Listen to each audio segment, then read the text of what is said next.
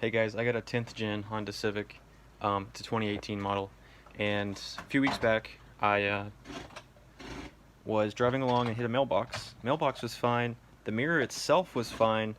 Um, this guy right here, it's got the camera on it. Passenger side Honda Civic, and sure enough, the mount broke. It's got 3 screws that it holds on. The third one is missing right here. The mount just shattered. Unfortunately, you can't buy just the mount.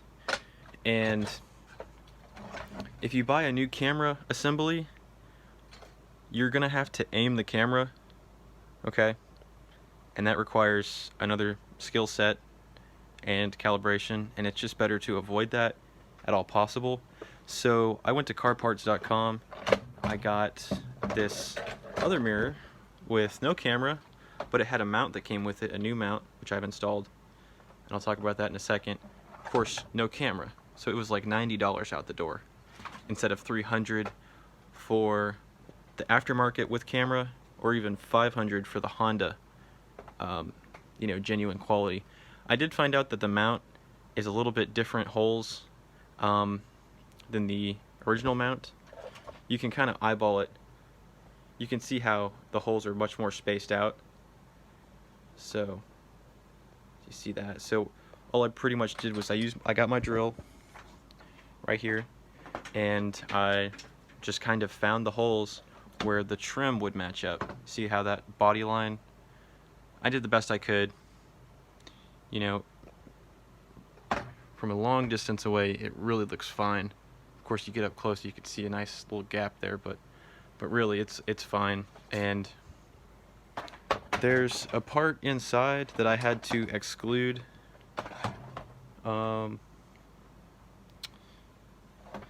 Anyhow, I can't find it. Anyhow, yeah. So the point is, here it is. And it sits right in here. It's just a little trim piece, and it has this guide hole. The mirror itself has a guide pin right here.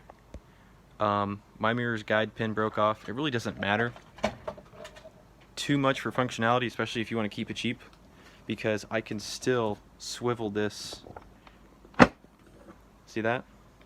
And it looks like it comes up and out, but you can pop it right back in. It goes back to normal.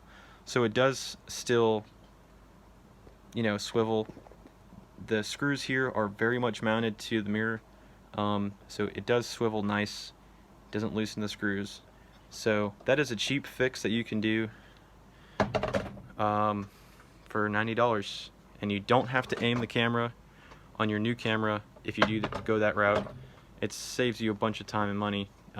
It's worth it to do this little trick here. Give it a try.